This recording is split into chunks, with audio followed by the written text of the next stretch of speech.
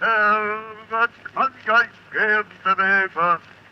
An den Leben steht und ihm alles Leben. Aber mir, nein, nein, nein, nein, nein, an den Leben steht und mir. Adi, da kommen wir uns, ihr Best. Jetzt hör auf, ganz still, so ihr der, ganz still, so ihr der. When the origin of a certain field is based on a certain demographic, that's always going to be the basis.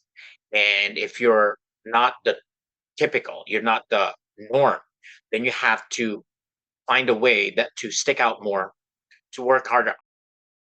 And how can we call people in to what we're doing rather than call them out and um, shame people? Because when you call someone out and you cancel them or you shame them or whatever, that will create short-term change.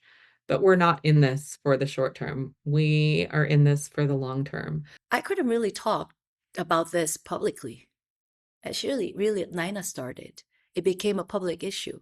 I couldn't because I was afraid of getting backlash. Oh, well, you still got to sing Butterfly. And I've heard that. And well, you still sang. And would you have had a career without Butterfly? Things like that. So it might be true. So I couldn't really talk publicly. I only talked to my manager and my husband until Nina started talking publicly. I've been fortunate to have, quite a long career. That said, when I started out, and my first play was produced in 1980, there just weren't a lot of people who looked like me. I will say I never saw someone like myself on the stage, for much of my upbringing. I think I was so in love with the performing arts that I just didn't care. I was going to be in it no matter what. Nobody was used to dealing with somebody like me. Basically, I've been very fortunate, but yes, as someone who was the first in a lot of different environments, there was a lot of adjustment. Opera world is very, and classical music in general is very, I don't know, I think it's filled with a lot of well-meaning people. There are these stereotypes that exist even among very well-meaning people. I think historically it's a Western art form, so people from other culture has a higher threshold to break through or to relate to begin with. I think it's the push for a certain aesthetic or maybe a quote unquote authenticity at times, to where they're like, hey, we can hire these artists that look this way because it is closer to this story. I think there's also another fear about like losing excellence. And I notice sometimes that artists from Korea, from China, from Japan, they face just a harder and harsher lens from especially some of my European colleagues around assumptions about whether they're fluent in English or German, whether there's an ability to be a fully developed actor. Like in Germany, if you look at the audition listing, there's always a line. Must be able to speak German fluently without accent. That's specifically in reaction to the Asian singers. There's a saying in Germany, because there are so many, particularly Korean opera singers living in Europe and in Germany. And like, I think it is close to be true. If all Korean opera singers go on strike, German opera companies need to shut down. So what is your mother's maiden name? Because your mom's Greek, right? And I said, my mother's maiden name is, whatever it was. And then she said, I would change your name because then people won't just assume you're another dumb Asian singer. Early on, I become scapegoat a lot of other people's mistake, and people would say, well, Mo doesn't speak English very well, so she misunderstood, and it's not a nice feeling. I was talking to a donor at an opera house at a function while I was a young artist at a donor event. And it was him and it was myself and it was a Black colleague. And he said, "Oh, oh, you all went to Manhattan School of Music. You might know so and so." We said, "Oh, yes, we know so and so. We're really happy for him. He seems to be doing very well, blah blah."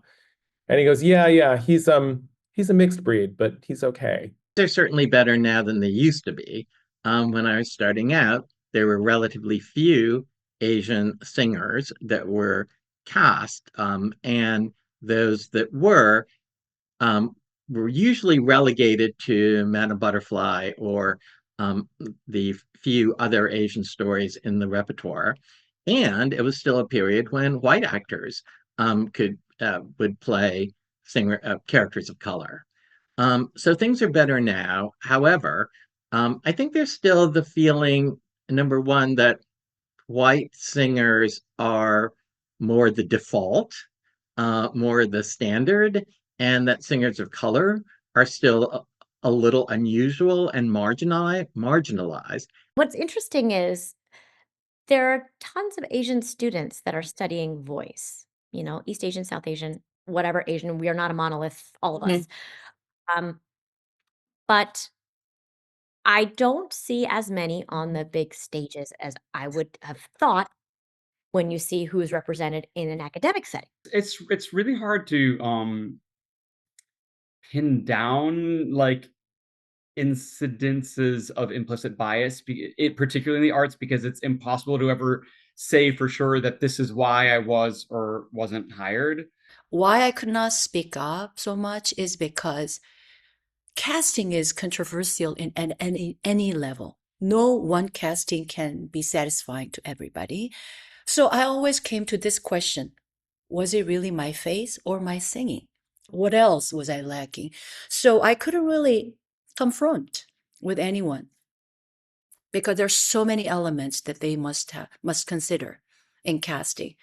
But, since there is a pattern of Asian singers singing only one song, one opera, so you can see. And also another thing I want to say, okay, casting the title role of Butterfly with Asian face, understandable. Casting Asian conductors and pianists to play Butterfly, sorry. What is that based? What is that based on? How? I don't think I sing Butterfly any better than non-Asian face opera singers. I've been cast because I can sing and I look the part, but I don't sing necessarily better because I'm Asian. And how can an Asian musician play better? It's not about the look. It's the maybe last names that the marketing people thought that it might be better for marketing. But that's a ridiculous. I was living on the West Coast at the time, and I remember spending a month's rent for an audition in New York, and it was for the role of Cinderella, Rossini's Cenerentola, and it was for an opera company in Canada. And I showed up, and the person sitting behind the table said, "Oh, well, we're really hoping to cast a blonde, but go ahead and sing for us anyway, since you flew all this way." There's a conductor who ran the company gave me this note that my eyes looked too squinty when I smiled, and that I should like practice standing in front of a mirror and opening my eyes wider while smiling. And I'm like, I think my first big break, as it were, was at something called the O'Neill Playwrights Festival, which happens every year in Waterford, Connecticut. And 12 playwrights are chosen from unsolicited manuscripts, about, over 1,000. And I was one of the 12 that was chosen for my play FOB. And I remember, like, we were getting ready to do the reading, and the sound designer, I overheard the sound designer go, "Well, so what are we going to use? Like chink music?" I have also been told that I can't conduct operas in Italian because I'm not Italian. It is not my native language. I was told by several people that I shouldn't sing particular repertoire because I didn't look the part. However, I don't hear that being echoed when, there are Caucasian singers singing roles that don't reflect their race. And I think that that's not necessarily equitable. And this person said, "Well, I feel like I can't see you as the character." And I said, "Why not?" It's fully walking into my own trap. And they said, "Well, it's because I I can't imagine you as someone in Colorado in the 1800s. And I'm like, who built those railroads? You know? The artistic director called me up after and says, listen, I want to tell you this. You got top marks from the orchestra, top marks from the performers. But I'm just so sorry. We just don't feel comfortable with you as the artistic director, as the music director, as the conductor. And I said, okay. It's not a right fit for you. So obviously then it's not a right fit for me. So I'll go over there and, to that other playground and hang out with them instead. We're just taught to let it roll off our backs, right? Now I look back and I'm shocked at the fact that I had to swallow that so casually. And you think, wait a minute, why wasn't I more upset by that? We get trained to go through life that way, don't we? We were all taught to really minimize and try to like rise above and ignore. That's just how we were trained, and that was how deemed best to survive. Like, how do you deal with the fact that you walk into the room and you're the only Asian or the only woman? What are they thinking? I know that with every new organization or orchestra, I walk in and I don't look like what they usually expect, and that they're going to wonder. But I also know that my, other colleagues who don't look like me, their first encounter with any organization, uh, the orchestra, the company will still have the same questions. Whether they're going to be easier on them than they would be on me, I don't know. I really don't know. Are they going to think, oh, well, she's Asian, so obviously she learns everything by rote and, she's good at memorizing things. So she'll be responsible, or she's a woman. She realizes that, this is a big opportunity. So she is going to work 10 times as hard, right? Who knows? I don't know. I just know I've been very lucky. And there have been moments when I thought maybe I should just stop. And inevitably there would be this kind of colleague or like an angel who's going to say, you have to conduct this for me. And that just kept me in the game for so long that it's, I think at this point, I've forgotten about all the challenging moments in the past. That's probably the most honest answer. And I had to train myself to have a thick skin and just take it in and just, but then, over the years, you'll remember that moment and you won't forget that happened to you. And that's going to be part of your trauma, so, and it's going to stay with you. It's going to haunt you.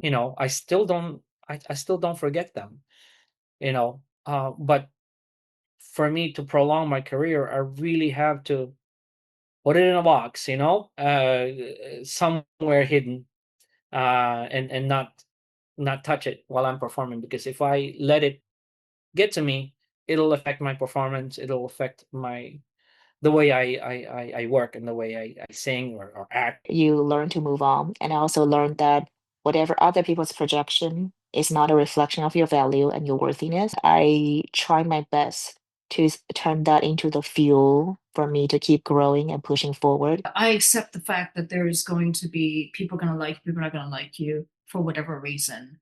And if I focus entirely on the reason why I'm not getting this or I can't do this is because I'm Asian and I'm a woman. If I totally put all my focus on that, I would quit. And so, I hang on to the good parts of that. And more than anything, it was never the great, wonderful, lovely, encouraging people in the industry that didn't give me opportunity. But I think in performance in general, no matter what your outside envelope looks like, we we have thick skins, we develop it, and we put ourselves out there. People write in the newspaper how good we are, how bad we are. Our entire careers are built on, standing in front of a group of people and saying, pass judgment on me. So I have never been one to sort of linger too much on anything negative or feel, I just never thought that my identity was going to hamper my ability to do what I wanted to do. Other people say that we can't live outside that box. I think that's sort of human nature to do, is to box people, has resulted in the performing arts overall with, Asians in particular being sort of reduced and stuck in very specific types of productions, roles, and different hiring practices. I realized that there is what do you call the bottleneck. I was actually trained as a symphonic and chamber music composer. I wrote a lot of instrumental works. Now, I'm very proud and very happy to be featured in Lunar New Year concert, and I have been commissioned one of my most popular work called Folk Songs for Orchestra. I wrote it for San Francisco Symphony when they, in those days, called the Chinese New Year concert, and they commissioned it. And later on, I added one more piece. It was originally 3 pieces. Later on, I wrote one more folk song, was for the BBC Symphony. So now I have all 4 of them. Every year during the Lunar New Year period, this work, no matter is performed in its entirety or individually or in any combination, has been done quite a lot by Western orchestras on Lunar New Year celebration concerts, which is great. It helped me to pay my bills, and also this is kind of like my only chance to be seen and heard in the symphonic world.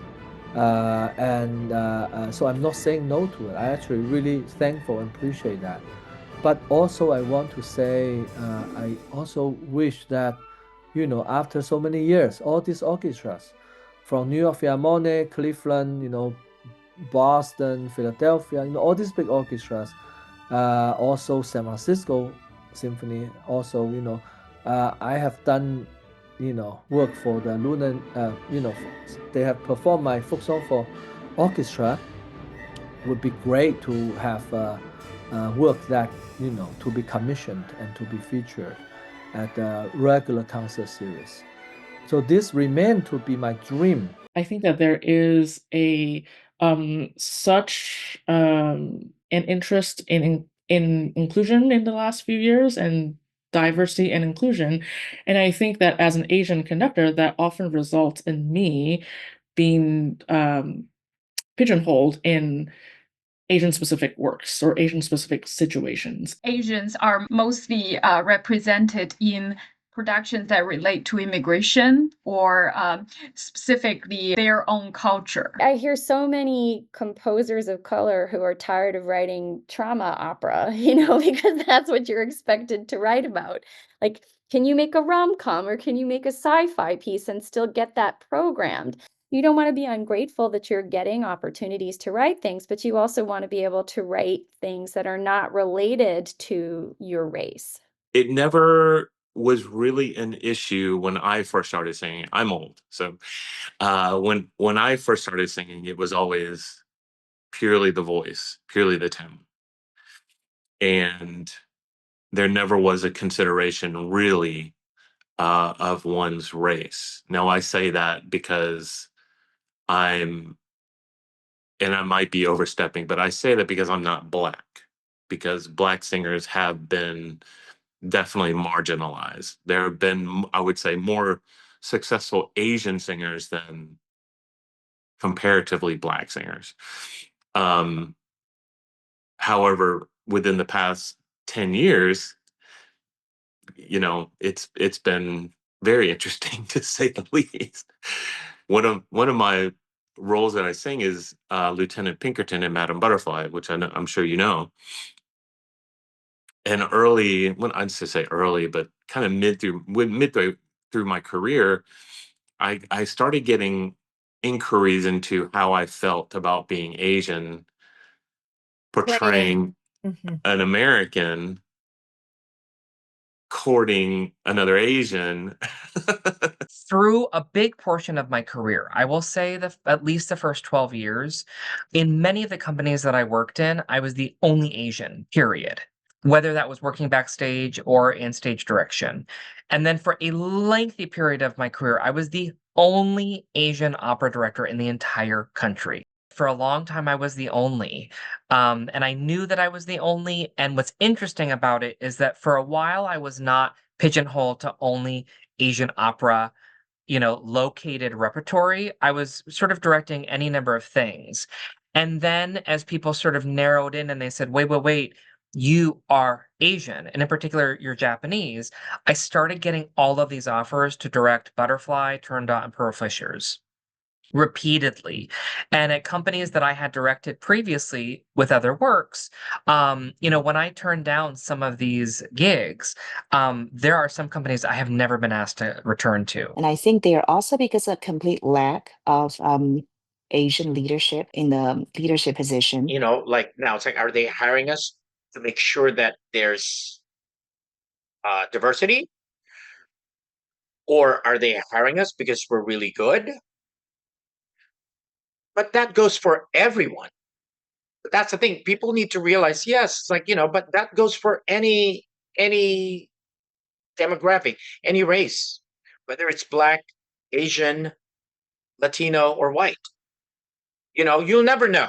Have I done, I think, 8 butterflies? Yeah, I mean, and I think that's sort of where things sort of come down to it sometimes. It becomes something that is defining of your artistic persona.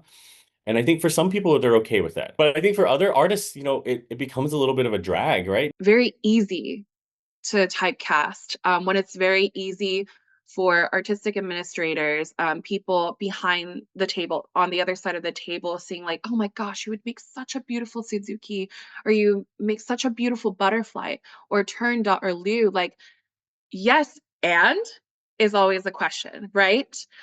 Because as much as like we love this music, but obviously I am repeating Suzuki more than I am repeating any other role. I'd like to do these other roles, but people are like, well, no, actually, we have a butterfly coming up in 2 years. Like, we would love to have you for that.